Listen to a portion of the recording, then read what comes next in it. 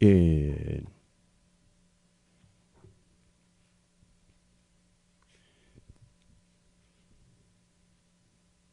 3, 2, 1. Are we live, John? We're live, sir. Whoa, I feel like it's been virtually impossible to get our awesome guest on the actual air. She was here last week, and then the Facebook shutdown happened. That was You crazy. guys should have seen John panicking in the corner trying to get everything working, thinking it was his fault. I thought it was me. I did. He thought it was his fault, but it wasn't. Facebook shut down. Yeah, little did we know when we left, Facebook shut down. John, what's going on? You had a long day, right? We won't do shout-outs today for everybody watching. We do shout-outs every week, but we have the show tomorrow, and we want to be very conscious of Melissa's time because she's gracing us with her presence after we goofed up last week. And the time before was the Polar Vortex The Polar week. Vortex, So third time's a charm. So you've had a long day. I'll let you give your daily rundown before we get into this. It's been a long day, but very well worth it. Woke up in Arizona at about 2:45 this morning to get to the airport, to jump the 5:30 flight to get here. Had a bunch of work to do, and here we are. Good, and we're on air. All is well. On air. Everything is working. I can see on my phone that it's working. Yep. Perfect. We're doing okay. But yeah, shout-outs tomorrow. Shout-outs tomorrow. I got a couple for you. Oh. I might one-up you this time. Never happens. He always one-ups me. He 10-ups me usually. But I might get you tomorrow. That's cool. I look forward to it. Let's get into our guest because I'm excited to have her on. I probably could speak to her for a couple hours because even before the show started last time, we chatted for about an hour before. Oh, we had a great time. Yeah. None of you could see it or hear it, but we had a great conversation.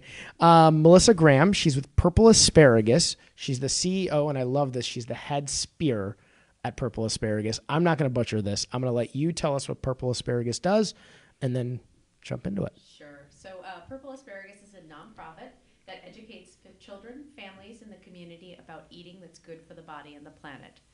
Through exploration and discovery, we inspire a lifelong love of good food. How we do this is through our Delicious Nutritious Adventures program that we teach during the school day in the classroom to young elementary school students. And is it Chicago-based or? It is a Chicago-based program. So we're working with underserved Chicago schools all over the city. And unfortunately, and we spoke about this off air last week, those schools are definitely more hard hit with the nutrition deficiencies than some of the other schools. Absolutely, absolutely. They, the lunch program is often the main source of calories and nutrition for some of these students.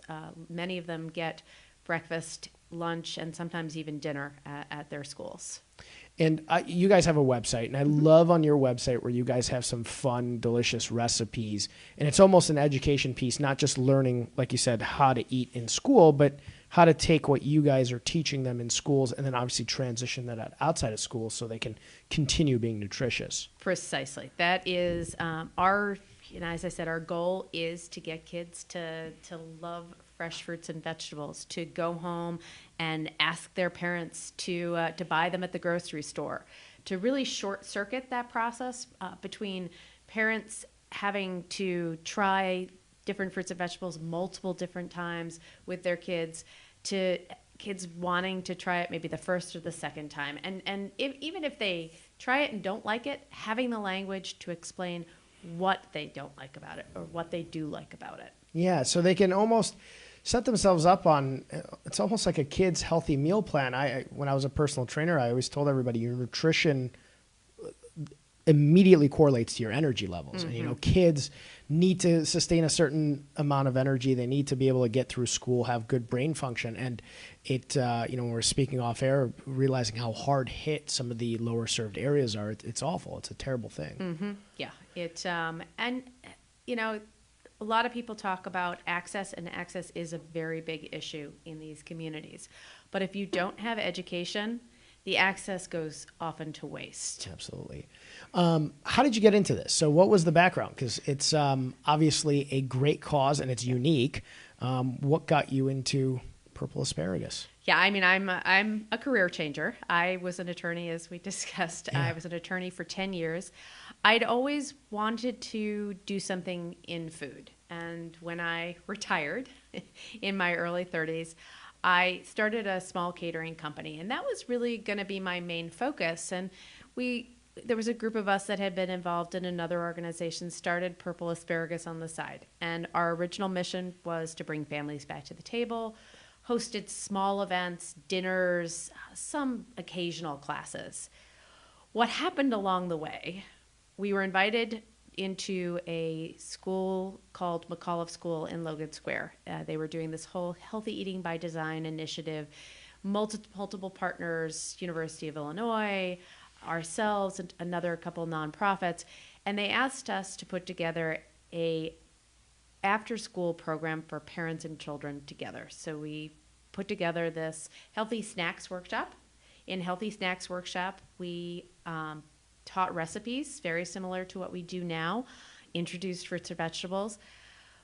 But through that process of generating this program and working with the students and parents, we realized how much of a need there was for in-school education on nutrition, and in particular, fruits and vegetables.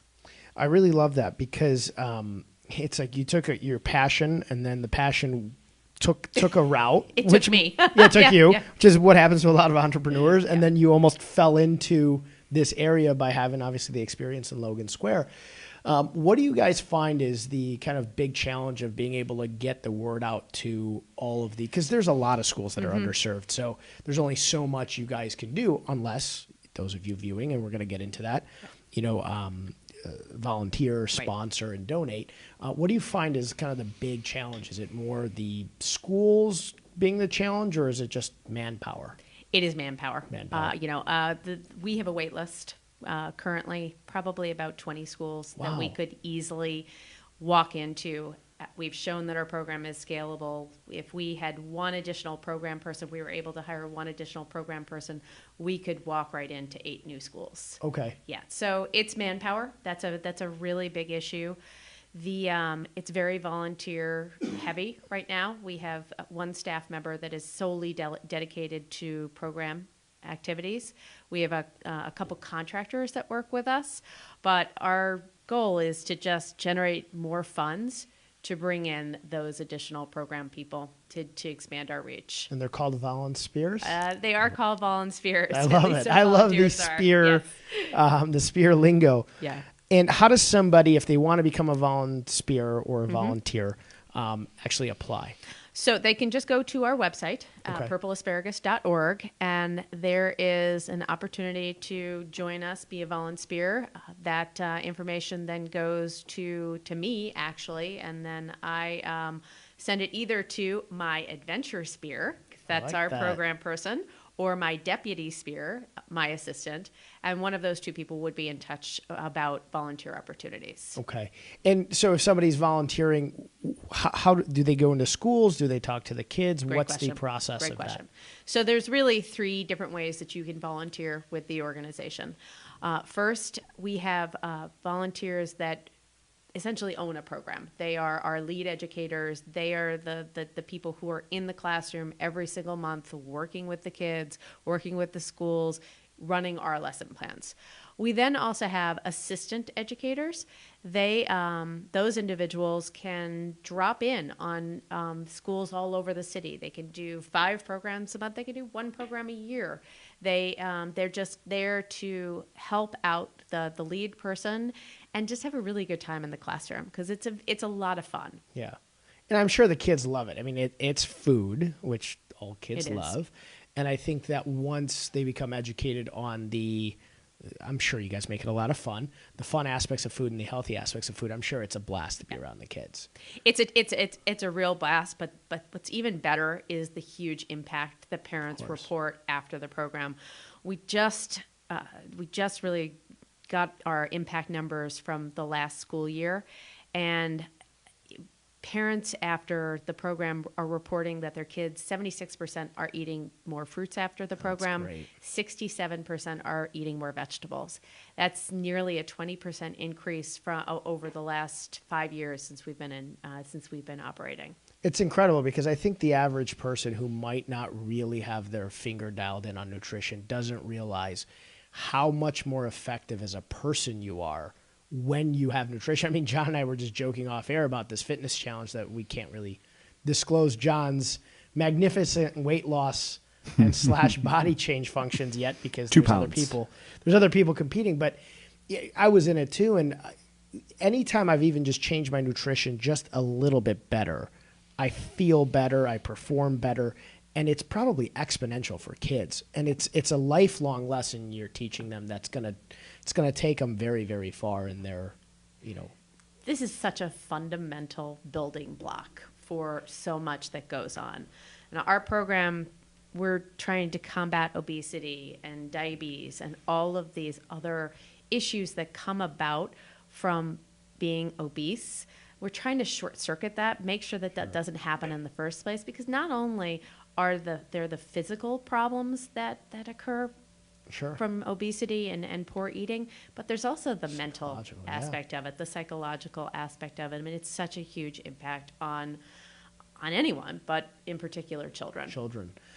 How early do you start them in the classroom? So what's the age range of? Sure. The curriculum is written for K through second graders. Okay. We are getting them young. We're really getting them at a point where they are excited to try things. They're excited to learn. They're ready to take an adventure alongside with us. It's not math class, so they're not doing math or science. So this is a lot of fun. It's food. Yep. And if you can't volunteer your time, obviously there's ways to volunteer funds and money to help you guys, because you guys use that money to go into different schools and expand your programs. How do you donate to that? And tell us about Purple by Night, which is coming up. Yeah, so always looking for donations. Always got our hand out. People sometimes my friends want to walk the other side of the street when we've got a big campaign going on. But on our website, there's an opportunity to donate, but even a more fun way to donate right now is that we have an event coming up, Purple by Night, on April 7th from 6 to 9. It's at the Ivy Room, and it's a celebration of good food, of terrific impact results, and the hard work that we're doing. Just one thing one really strong pitch that I wanted to make is that Purple Asparagus has the greatest net social impact per dollar than any other food education provider in this space. Wow, good for you guys. Yeah. And John and I are going to be there April 7th. So for those of you who are listening and are our friends, please show up on April 7th. Support. If you can't show up, definitely go to the website. John's been putting the website on the video, and we'll put it in the comment section. Donate, because it really... People say it all the time, the youth now is the future later. In the city of Chicago, there's so many hard-hit areas, and I know there's a lot of people who want to try to impact some change in those areas and just don't know how to. What better way than to start with kids who need better nutrition? Yep. Events, are you guys doing Purple by Night and another one this year, or is that the big showcase event of the year? That is the big showcase event of the first half of the year. Okay. I'm so glad that you brought this up, because I never got to say that the third way that you can volunteer with us. I know that there are a lot of people who work during the day, can't get into the classroom, can't take the time off, but really want to help out. We have lots of really great opportunities. We're recruiting right now for new board members, but we're also implementing a new group called an auxiliary board, the Auxiliary Spheres, to help us bring in a younger focused event that will be happening, if not at the end of 2019, by the beginning of 2020. Perfect. And I know Purple by Night, there's a silent auction? There will be a silent auction. There will be something called Restaurant Row, where we have a tremendous amount of support from restaurants in the Chicago community. Obviously, good connection. A couple people watching right now, who I saw watching on and off, own restaurants. So please, I'm gonna reach out to you anyways. But please donate your gift cards. If not, I'm gonna reach out with my hands out, and you're not gonna walk across the street because I'm faster than I look, and I'll chase you down. I love that you said that, because John and I have worked on a couple charities together as well, and you obviously run a charity, and a lot of times there is that difficulty in having to reach out to your friends, but hopefully by now they've realized that it's such a great cause that you're very, very passionate about. They're used to it. They've learned to say no when they need to say no. One item I did want to highlight for the silent auction, we're so excited. United Airlines has supported us this year with 2 tickets that we're pairing with Marriott, who has donated a stay on Singer Islands. Okay. Either their Ocean Point or their Oceana Palms property. Nice. Nice. John, we're going to get in a bidding war come the 7th. They're great properties. I've been there multiple times. My mother stays there a lot. Okay. Bidding war between John and I. Although you get free-ish travel, right? Free-ish. You get free-ish travel, so you probably won't bid like I would. I probably will not. Tell me this, going back a little bit, what, and this is just my curiosity, and I know we have a lot of lawyers that listen, what got you out of law? You know, it was just an inspiration thing. Yeah. I'd always wanted to do something in food. And while I liked the law, I really felt like there was something bigger for me out there. Sure. And I found it. Or it found me in some ways. And you did a decade as an attorney. I did. So that's a long time. I find that a lot of attorney friends either just from go get through law school and say, okay, I'm not going to go and practice law. Right. I'll just keep my JD. And then some burn out early, and then some, it just becomes kind of a lifelong thing. But you did practice law for a long time. And it's great that you shifted into a passion piece, because I always tell people if you're going to be an entrepreneur, which you are, and you don't have a passion for it, that's going to be a really miserable thing. Yeah. And I met my husband at the firm that we worked at, and it got to a point where we were both pursuing equity partnership, and for us both to be in that situation, we at one point said, this is just not workable. Yeah, that's quite the competition there. Yeah, exactly. Chicago-based right now, are you guys planning on expanding outside of Chicago at all? It's an interesting question. We've been working with UC Berkeley. Okay. UC Berkeley, they have a design thinking program out there, and they selected us as their case study for a program in the fall. It was 9 teams of students. They all presented opportunities of the question was, how might we use technology to expand purple asparagus? And wonderful. So I'm going to be talking with the professor in April to think about ways that we could leverage some of those projects that they created, potentially to expand outside of the Chicago area in a licensing capacity, or perhaps using technology to do so. Incredible. I mean, Chicago, you guys are doing incredible work, but there's such a mountain to climb in Chicago. Like there are 471 public schools, elementary public schools in Chicago. Wow, I didn't know that. I should in real estate know that there's that many of them, but I guess you don't realize that Chicago is so densely populated and also a large area. Absolutely. And, our dream goal would be to serve every single one of them.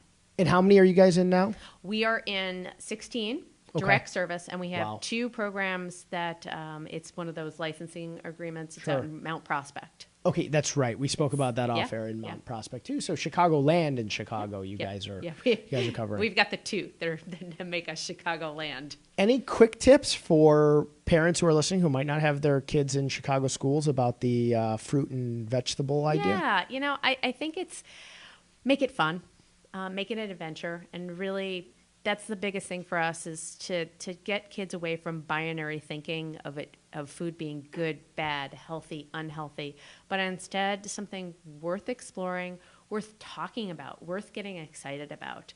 And I think once you create that kind of passion and fun for your kids, it really just changes their relationship entirely with food. Absolutely. Did you growing up have a love for food and cooking? I did. Okay. My mom was an elementary school teacher, and some of my most favorite memories as a kid involved making food, cooking food, even collecting food. I grew up on Long Island. We had a sailboat and a powerboat, and we used to go clamming.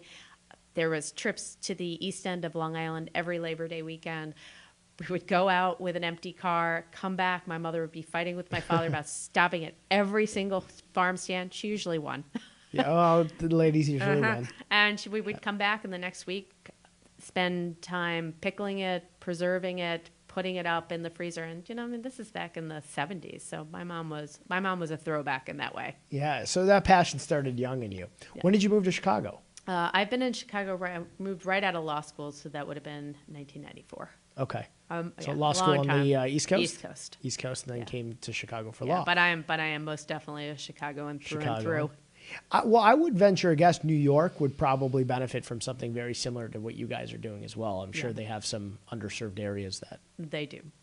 There are some good programs out there, mostly dealing with older kids, but some of them are dipping their toe into working with younger students like we do. I really like that you guys started young because I think obviously you probably, I mean, some say it might be harder to get the undivided attention of a younger kid, but it takes a lot of talent. Yeah, it takes a lot of talent, but you can make it fun and you guys can make it exciting for them. Whereas I feel, this is just me thinking out loud, but I feel like you get a 14 or a 15-year-old kid in a classroom nowadays, they're probably looking at their iPad or iPhone and saying, leave me alone, please. Yeah. But when you start them younger, attention spans are short, but you might be able to catch them quicker. That's exactly right.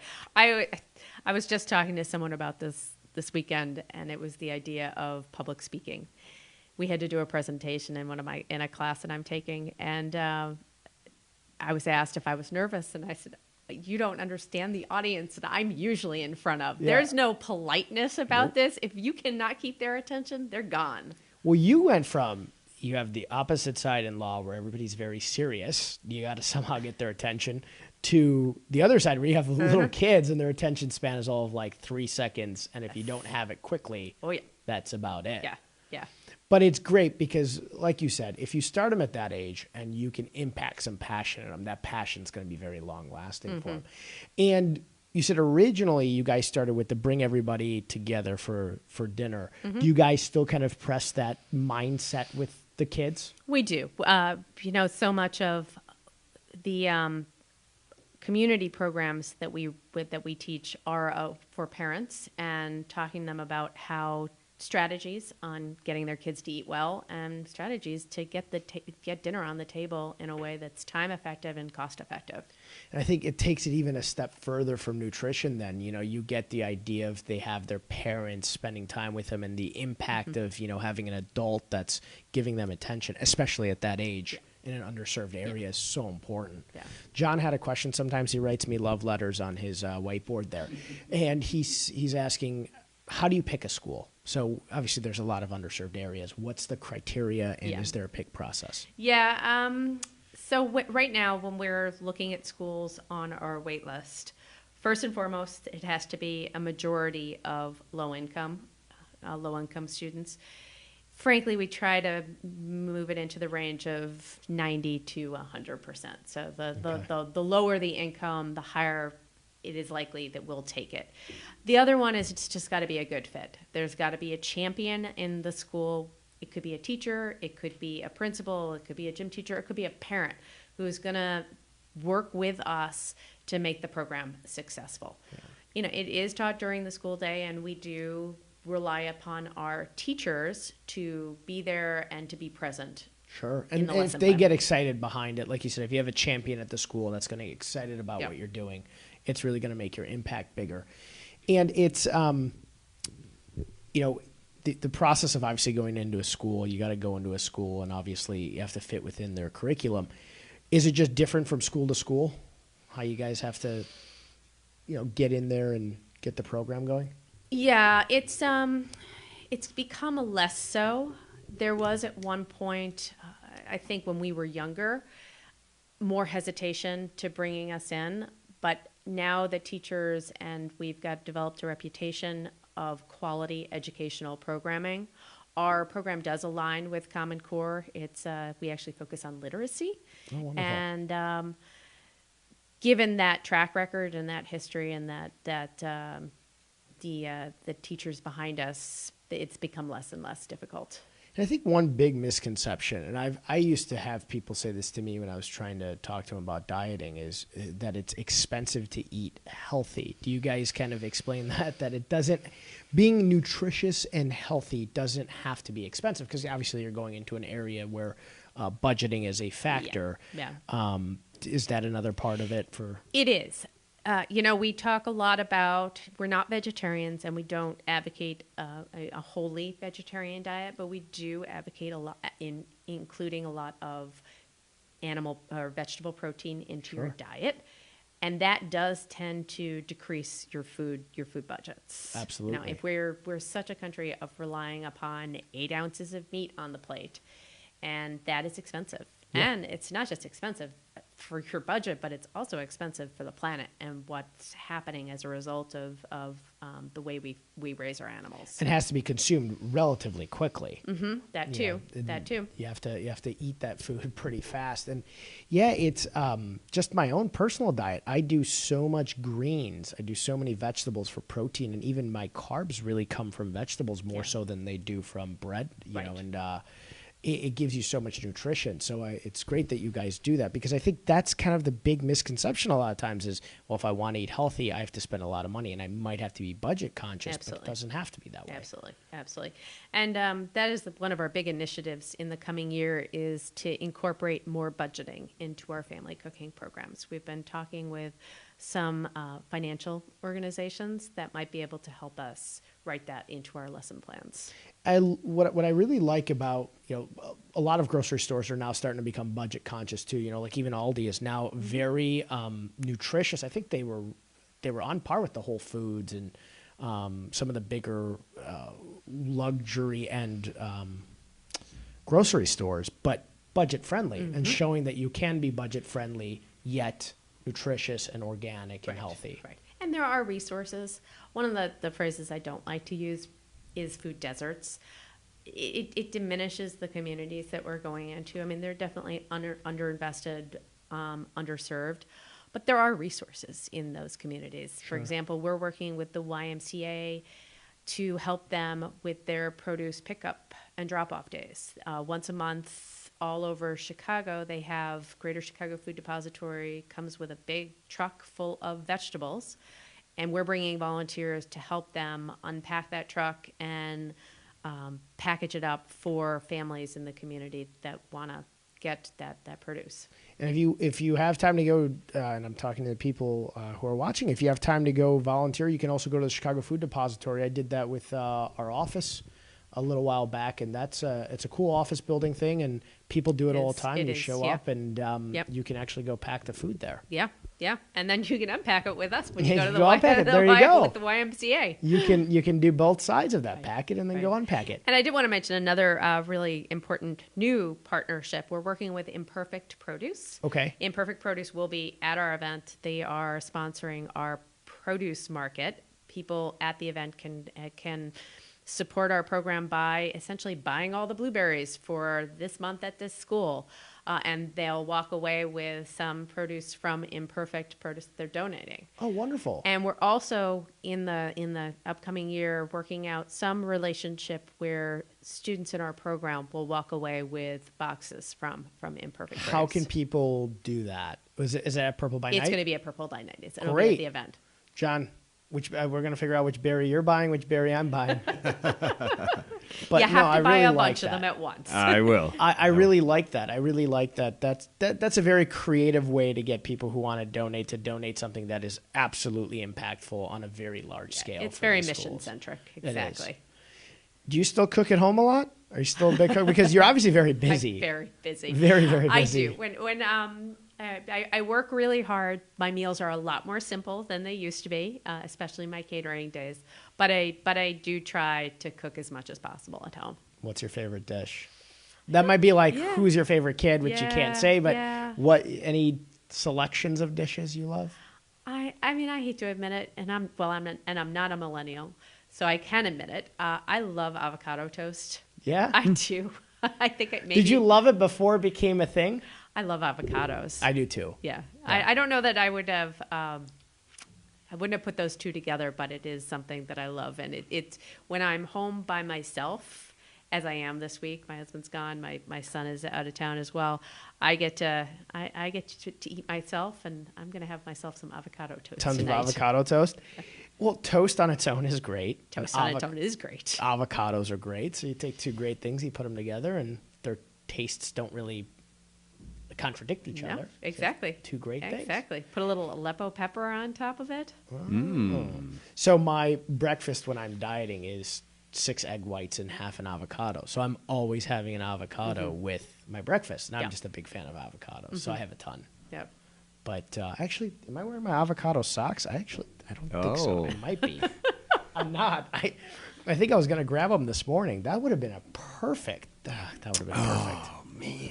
John and I have this thing where he gets socks delivered to him. People on air can't see it, but we sometimes have a sock competition, and he usually beats me. But if I had the avocado socks today, That John, would have been that would have been the perfectly dagger. ideal. What did you do? No, But those are very Those are very nice. colorful. mine are very plain.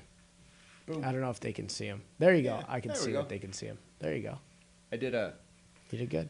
an Instagram quick click at the airport because I was sitting there bored.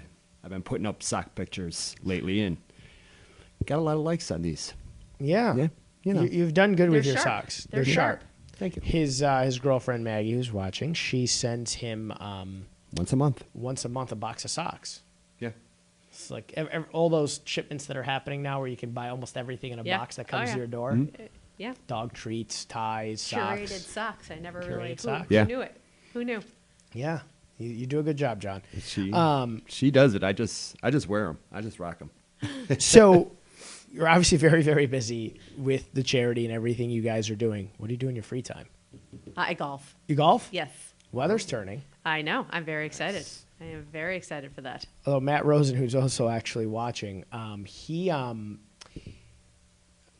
not a big golfer, but I have a golf challenge against him this year because I beat him last year in a golf outing, and it was my only golf outing in about 5 years, and he was How very many upset. strokes did he give you?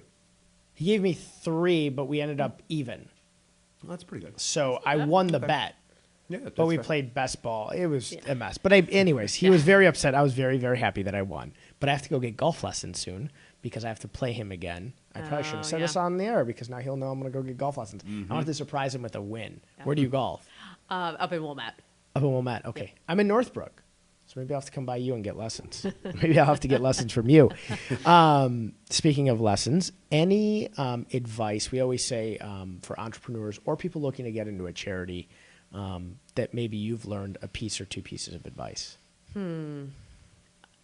Stay the course. It's sometimes it gets very frustrating, especially I think for nonprofits. Money is tight and resources. You don't get always the pats on the back. I think stay the course, and the second point would be compare only yourself with yourself. Because if you start looking at what other people are doing and other impact, what another organization is earning, it just is demoralizing. So if you just stay and think about what you're doing and what you're accomplishing, the work you're doing in the classroom, that makes a difference. And you guys are doing incredible stuff. How long have you guys been around now? We've been around since 2005. 2005. Yeah. And this is it's such a difficult thing to get into because you're getting into a public school. You got to bring a program in there. And like you said at the beginning, you have to be trusted by the school. I'm sure the first couple were very much like, well, what are you guys trying to do? And we'd rather teach them math and science. Yep. Not allowing that to happen. Well, it's also keeping them safe. I mean, that's a really big issue for us because food allergies are a huge issue these days. And we work really hard to make sure that every single student can participate in the program, and we'll often make modifications. We won't bring in gluten to this child if they've got a gluten allergy, or we'll bring in dairy substitutes. My adventure sphere is really amazing at sourcing, reading labels, and procuring products that are safe for everyone. Well, it's incredible you guys do that because I would have thought, even at that age, I mean, in my head, you guys have thought of everything I'm thinking out loud at this point, but I wouldn't have even thought to think about this kid might have some allergy to something. Yeah. And a lot of them might not even know, I'm guessing, at that point, Yeah. and you guys are helping them figure out their nutritional capabilities. But that's great, and I'm sure that's a lot of information that parents might be able to take at home and say, okay, well, I'm not going to buy this stuff and cook it because it could make my kid sick. Yeah, exactly. What, outside of obviously going to Purple Spear and donating time and money, could somebody do to get the word out? Just share you guys. I mean, John told me about you guys, and I started looking into you, and it's incredible what you guys do. We've a couple times on the show talked about how certain areas of the city are hard hit, and the whole Wheelhouse idea is to kind of help grow the word Chicago. Is there anything else that the people listening can do? They can follow us on Purple Asparagus on Instagram and on Facebook and on Twitter. And I know some fun people. I know some of the people watching are a ton of fun. Somebody just logged on watching. That's a ton of fun. I think they would, in person, do such a great job. And it's something that I think the impact's direct, right? When you go and you see the kids and you see them get excited, hopefully they don't ignore you the whole time and you can get them excited. I did one time go into the Boys and Girls Club, and I tried to talk to the kids at first, and then they just laughed at me and asked me why my shoes looked the way my shoes did. Yeah. And they did a lot of what are those? Yeah. And after some time went, they were so appreciative of us coming in there, and the impact was so large that the following year our board said we have to go back. And I think that's probably what happens with all of your Spears as well. Tongue twister. John's writing me a love note again. I am. I was just, you know what? I'll ask you myself. Let you ask it. So with everything, with what you were just saying, as far as kids having allergies and such, do all the parents have to sign off on? I mean, how does that work? Yeah. Because So God forbid something does happen. So we have a permission slips for every student. It's just like going on a field trip. Right. That we ask the parents to explain what allergies they are aware of, so that we can make the modifications, and so that their kids can participate in the program. Okay. Yeah. This is insurance, I'm assuming as well. You have to worry about that. Yeah. Yeah. Okay. And it's a little bit of a belt and suspenders approach for us, because the schools do have the information about the allergies, and the teachers are generally very aware of it. But we just want to make everyone safe. Oh, of That's course. the Sure, most sure. important thing to us. I mean, Yeah. our program is completely tree nut and peanut free. We never bring anything of that that's been even processed in a peanut facility. Really? Yeah. Okay. We're very conscious of that. Gotcha. Okay. That's it. And I don't even know if this next question is something that you can't answer, so tell me if you can't. Are the schools' cafeterias and lunch programs a little bit more deficient in underserved areas? Can they benefit from a little more education in general on nutrition for kids? Well, they can definitely benefit from nutrition on kids, because the food service providers have been trying to do better with their kids, and with Michelle Obama's initiative of changing the lunchroom standards, it may change back again. There was a pushback by parents saying, "Oh, my kids aren't eating what's being served in the cafeteria," and it wasn't necessarily because the stuff that was being served in the cafeteria was bad, or at least any worse than it was in the past, tasting wise.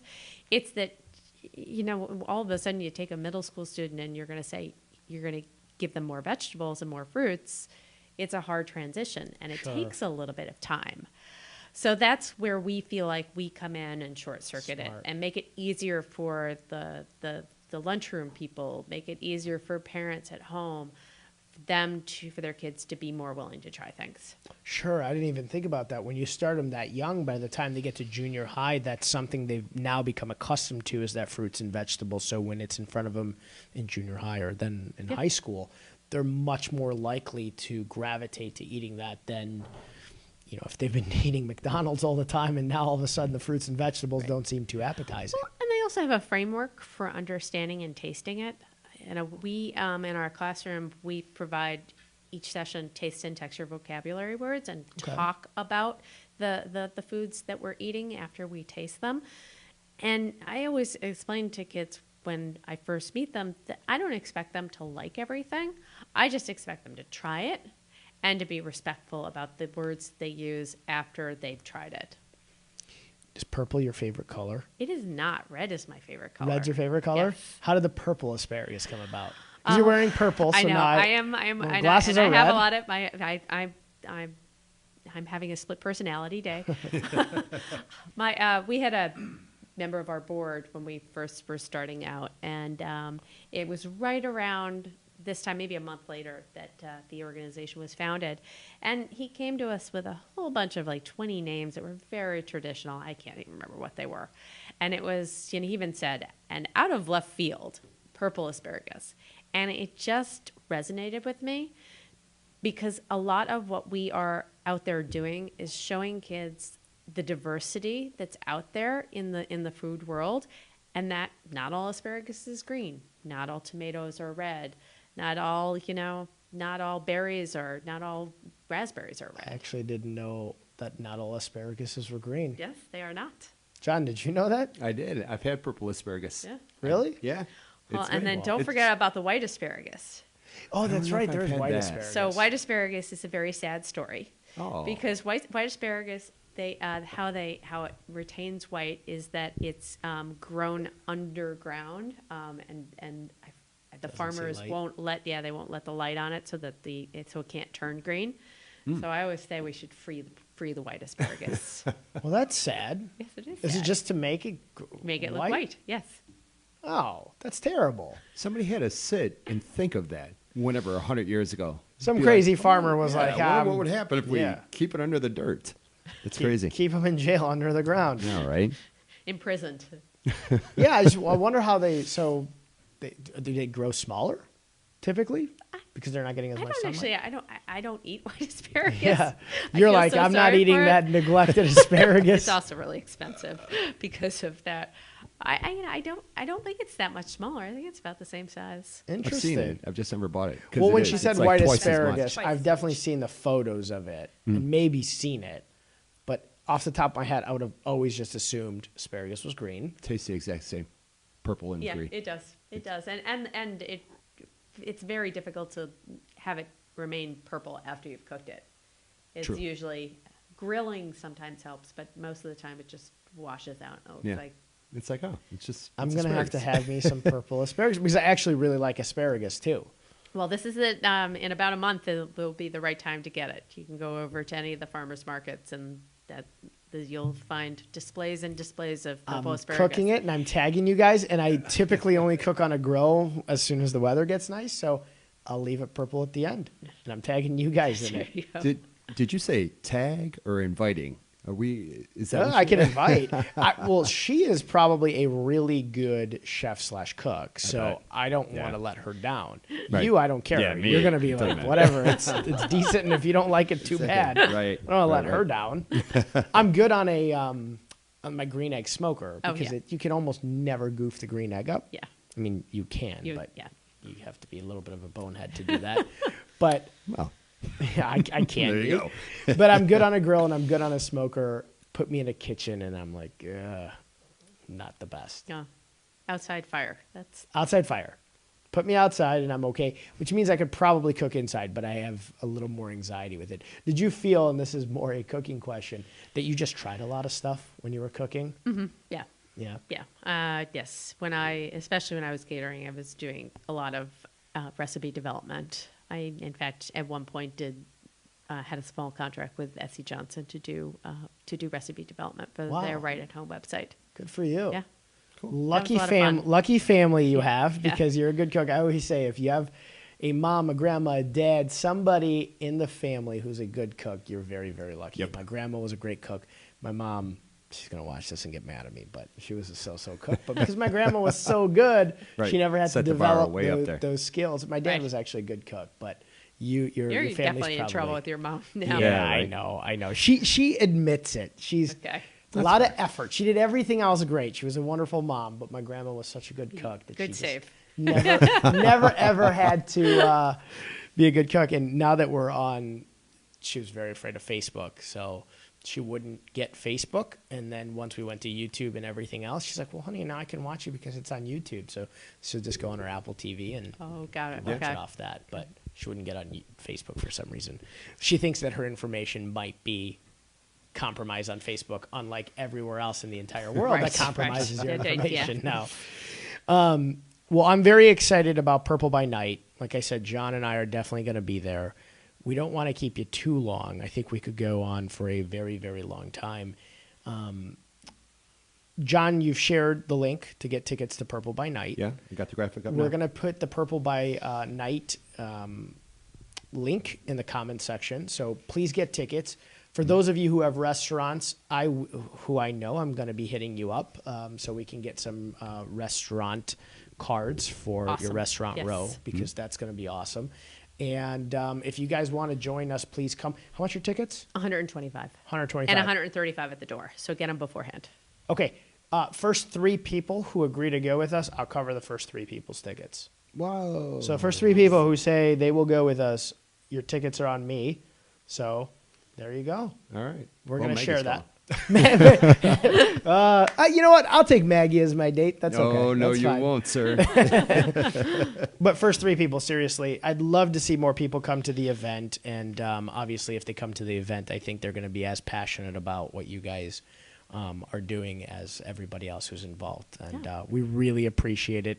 What you're doing really does have such a lasting impact on Chicago, because these kids are going to grow into the next leaders in their communities and in the city. And you guys are really impacting them young. Thank you. Yep. John, do we have an announcement for next week? For No. tomorrow? We have no graphic, but we have Heather Owen, who is the CEO of a 501c3 no-kill shelter called One Tail at a Time. Very energetic, very fun. And it was actually Candace that turned me on to her. Awesome. Said that they've known each other for a while, and Candace really is enamored by her, the work she does. And telephone call we had was fantastic. So very much looking forward to that show. Very much Yeah. looking forward to it too. I love dogs. Yeah. I like cats too, but Yeah. kind of. But Oh. I don't ever want to see anything bad happen to No, cats. of course. But I love dogs. I But, love yeah, animals. if you take and, a choice, take dogs. Yeah, I mean, I have a dog, Right. not a cat. I'm allergic to cats. I'm allergic to them. I feel like if I wasn't Nice. allergic to Terrible. them, I would love them more. I just feel like they're always trying to kill me by being in my presence, because I'm Right. deathly allergic. But Right. I can't wait to chat with her tomorrow. Thank you so much, Melissa, for dealing with the Facebook Yeah, that was issue we crazy. had last week. And obviously, we had the polar vortex. I'm glad the third time was a charm, because absolutely. Purple Asparagus is one of those charities. You know, we have charities on all the time where you guys are just impacting so much in Chicago, and it's such a great passion piece from you. And I'm excited to come on April 7th, and thanks again for your time. Great. Thank you. Thank you. I believe that's all we got, sir. See you Until guys tomorrow. tomorrow at 3 o'clock, not next week at 3 o'clock. Same time as always. And until then, we're out. 3, 2, 1. Gone.